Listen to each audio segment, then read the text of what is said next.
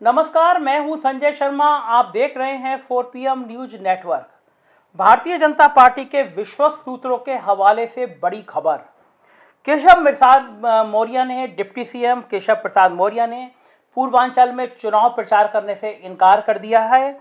प्रधानमंत्री मोदी से मिलने का वक्त मांगा। वो चाहते हैं कि पार्टी के नाम पर चुनाव लड़ा जाए। योगी खेमे में मची हलचल। ये एक मैसेज है। मुझे दिल्ली की बड़ी जिम्मेदार मीडिया से जोड़े हुए 3-4 लोगों ने भेजा और उसके बाद कई लोगों ने मुझे ये मैसेज भेजा।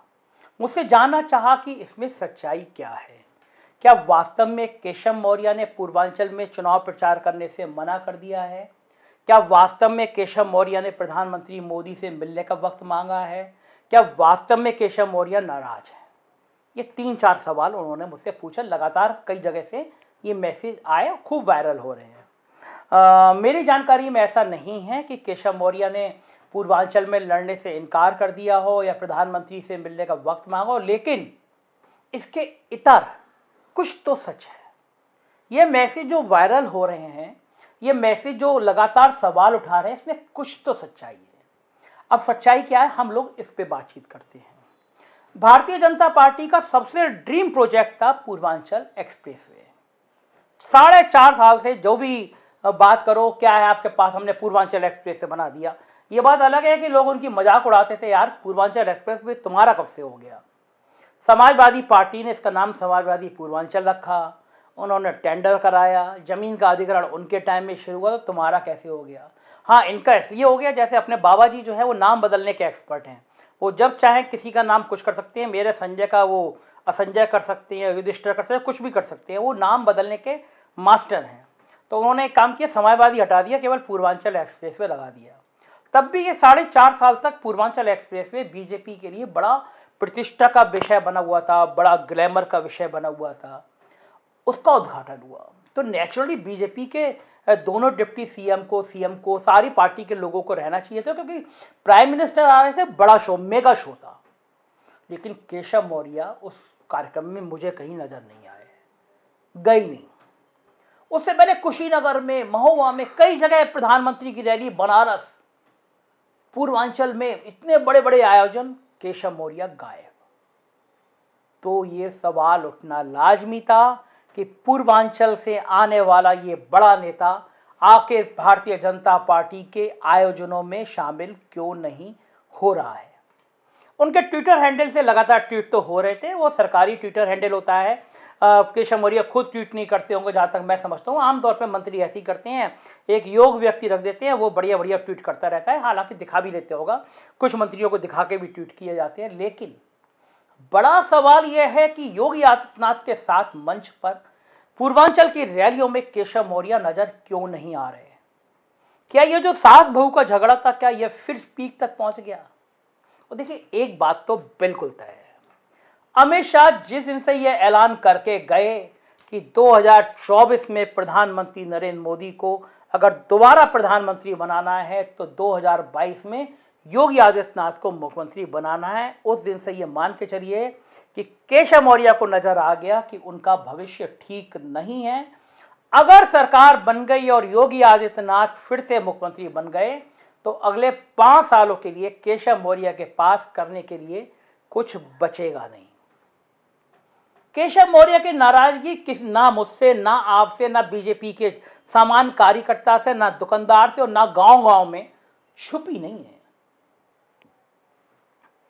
1 दर्जन से ज्यादा गांव में मैं गया हूं और खूब गया हूं। मतलब मैंने हर बस्ती का दौरा किया। जब मैं आमतौर पे गांव में जाता हूं तो पूछता हूं, सामान बातचीत हो जाती है, लोग चाय ले आते हैं, कभी कोई कहता है बाबूजी रोटी खा लीजिए। मतलब जब आप उनके साथ घुल मिल जाते हैं तो आप पूछते हैं कि गांव में अभी भी सामाजिक बंटवारा है कि ये पिछड़ों की बस्ती है, ये दलितों की बस्ती है, हरिजन रहते हैं। मैं जाता हूँ उन बस्तियों में, जाता हूँ मैं इस चुनाव के बहाने और इस समग्र स्थिति को जानना चाहता हूँ, गाँव का परिवेश जानना चाहता हूँ, गाँव के परिवेश को समझना चाहता हूँ, पिछड़ों के पीछे बैठता हूँ, बातें करता हूँ उनके घर परिवार की। उनकी एक बात है चर्चा में, जब वो सहज हो जाते हैं तो कहते हैं बाबूजी एक बात तो तय है, ये सरकार है ऊंची जाती, ठाकुरों की, ऐसा ठाकुरों की खूब चल रही है। हमारे केशव बाबू का तो बहुत बुरा हाल कर दिया ठाकुरन ने।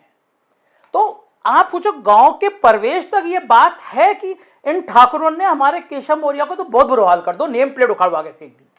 अब वो लखनऊ की घटना, मुख्यमंत्री जी आए थे, शपथ ली थी और बहुत खूबसूरत भवन बना हुआ है शास्त्री भवन में, जहां मुख्यमंत्री बैठते हैं। वहीं पहले शशांक शेखर सिंह मायावती के कैबिनेट सेक्रेटरी बैठते थे। वहां पे एक नेम प्लेट लगाई केशव मौर्य ने। उनको लगा कि मुख्यमंत्री यहाँ बैठेंगे, मैं उप मुख्यमंत्री मैं भी यहीं बैठूंगा। और वो नेम प्लेट, चूंकि योगी आदित्यनाथ को अफसरों ने कहा कि अगर अभी से साहब इनके पर नहीं कसरे गए तो ये तो बिल्कुल सिर पे चढ़ जाएंगे, और वो नेम प्लेट उखाड़ के फेंक दी गई। ये सरकार बनने के एक हफ्ता भी नहीं हुआ था, और वो 4.5 साल तक केशव मौर्य की बेइज्जती का ये सिलसिला लगातार चला। उनके मन के अफसर पोस्ट नहीं किए गए, उनके ठेकों पे सवाल उठाए जाने लगे जानबूझ के। मतलब मैं ऐसे ऐसे लोगों को जानता हूं जो बीजेपी के हैं, सीएम के बड़े अपने आप को करीबी कहते हैं, वो भी केशव मौर्य की बदनामी करते हैं। सरकार की आईटी सेल करोड़ों रुपया कंपनी को लुटा दिया है। अगर आप कभी इसका ऑडिट करा लेंगे ना, तो मतलब ऐसे ऐसे घोटाले निकलेंगे सूचना विभाग में, आप सोच नहीं सकते। 50-50, 100-100 करोड़, 150-150 करोड़ कैसे कंपनियों पर लुटाए गए हैं।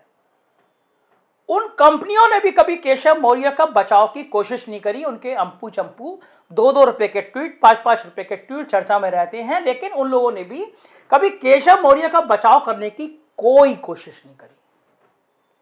दरअसल ये लोग भूल गए थे कि सरकार पंडित ठाकुर बनियों ने नहीं बनाई है। ये 2017 की सरकार 100% पिछड़ी जातियों ने बनाई है। अमित शाह की व्यू रचना, नरेंद्र मोदी की रैलियां, नरेंद्र मोदी की मेहनत, नरेंद्र मोदी का यह कहना कि मैं हूं पिछड़ी जाति का, तुम्हारा भाई हूं। नरेंद्र मोदी अमित शाह के साथ केशव मौर्य के होर्डिंग लगना, पोस्टर लगना, उसने पिछड़ी जातियों में माहौल बनाया। गैर यादव पिछड़ी जातियां लामबंद हुई, कुछ यादवों ने भी वोट दिए, तब यह सरकार बनी है। और सरकार बनने के बाद हेलीकॉप्टर से रेवेन का चश्मा लगा के योगी आदित्यनाथ उतरे और मुख्यमंत्री बन गए हैं। कोई योगदान नहीं था 2017 में। जितना योगदान केशव मौर्य का था, उसके मुकाबले योगी आदित्यनाथ का योगदान बिल्कुल नहीं था। लेकिन सरकार बनने के बाद बेइज्जती हुई तो पिछड़ी जातियों की। मुझे तो गांव में कुछ लोगों ने वो इंटरव्यू दिखाया, योगी आदित्यनाथ बैठे हुए थे, प्रायोजित सवाल पूछा गया। एक टाइम ऐसे था जब योगी जी पे बड़े आरोप लग रहे थे, आप ठाकुर अफसर पोस्ट कर रहे हैं, ठाकुरों की चल रही है, ठाकुरों की सुनी जा रही है, तो बड़े परेशान थे योगी जी। तो एक प्रायोजित सवाल कराया गया कि योगी जी देखिए, आपकी सरकार में ठाकुरों की बहुत सुनी जा रही है, ठाकुरों की बहुत चल रही है। तो योगी जी ने कहा कैसी बात कर रहे हैं, 5 बड़े अफसर होते हैं, डीजीपी होता है, चीफ सेक्रेटरी हो सकता है, प्रिंसिपल सेक्रेटरी होम हो सकता है, अध्यक्ष बोर्ड ऑफ रेवेन्यू, ऐसे नाम गिनाए उन्होंने। और कहा इसमें 5 में 4 ब्राह्मण है, एक ही तो ठाकुर डीजीपी है। बात उन्होंने अपने ऊपर ठाकुरवाद के आरोप से मुक्ति के लिए की गई थी कि मैंने तो ब्राह्मण अफसर पोस्ट किए हैं। लेकिन अब वो वीडियो गांव-गांव में वायरल हो रहा है। लोग पूछ रहे हैं कि अगर सरकार में 5 बड़े पदों में 4 पंडित जी और 1 ठाकुर साहब, तो हम कहां हैं? वोट लोगे आप हमारे नाम पर और मलाई काटेंगे ब्राह्मण ठाकुर बनिया। जब डीजीपी का चयन हो रहा था, माना जा रहा था आर के विश्वकर्मा को डीजीपी बनाया जाएगा, पिछड़ी जाति से आते हैं, ईमानदार हैं, योग्य हैं। लेकिन पहले डीजीपी बने ठाकुर साहब, फिर पंडित जी और अब बनिया जी। चीफ सेक्रेटरी साहब अपने हैं ही पंडित जी। सरकार चला रहे हैं जो सबसे बड़े अफसर हैं अवनीश अवस्थी, वो हैं पंडित जी। तो पिछड़ी जाति है, क्या करने, पिछड़ी जातियों के अफसर आपने हाशिए पर रख रखे हैं। मनोज कुमार सिंह, सीबीआई ने उन पे मुकदमा चलाने की अनुमति मांगी थी भ्रष्टाचार में। सरकार की नाक का बाल बने हुए, 3-3 बड़े बड़े विभागों के अपर मुख्य सचिव बने हुए हैं। और जब सरकार बदलती हुई दिख रही है, तो जो मुख्यमंत्री के नायक दाएं बाएं नाक जो थे, वो सब दिल्ली जाने की तैयारी कर रहे हैं, सब डेपुटेशन में भागना चाह रहे हैं। तो पिछड़ी जातियों का मुद्दा बड़ा बन रहा है, केशव मौर्य का मुद्दा बड़ा बन रहा है। गांव में चर्चा है, गांव में पिछड़ों की उपेक्षा की चर्चा है, गांव में दलितों के मुद्दे की उपेक्षा है। इसी कारण ये ऐसे फर्जी मैसेज वायरल हो रहे हैं। और अगर यही मैसेज वायरल होते रहेंगे तो सच्चाई हो ना हो, लेकिन नुकसान बहुत होगा।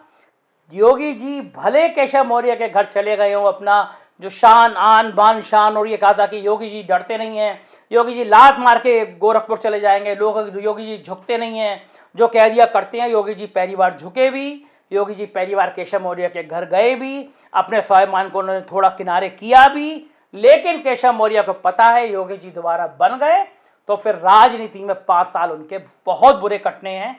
उससे ज़्यादा अच्छे तो उनके विपक्ष में रह के कट जाएंगे। ये बात वो भी समझते हैं कि अगर सरकार बनी और योगी आदित्यनाथ मुख्यमंत्री बन गए तो ये उनके लिए बहुत बुरी खबर होगी। तो आपको लगता होगा कि अगर ये चैनल इतनी बेखौफ होकर बात कह सकता है तो हमें कोई भी महत्वपूर्ण खबर हो तो जरूर बताइएगा, हम आपकी बात प्रसारित करेंगे। सपोर्ट कीजिएगा, एक नंबर है, इस पर मैसेज कीजिएगा, हमारी टीम संपर्क करेगी। दोस्तों से कहिए यही वो चैनल है जो बेखौफ होकर अपनी बात कह सकता है। बहुत बहुत शुक्रिया हमें सुनने के लिए। Thank you.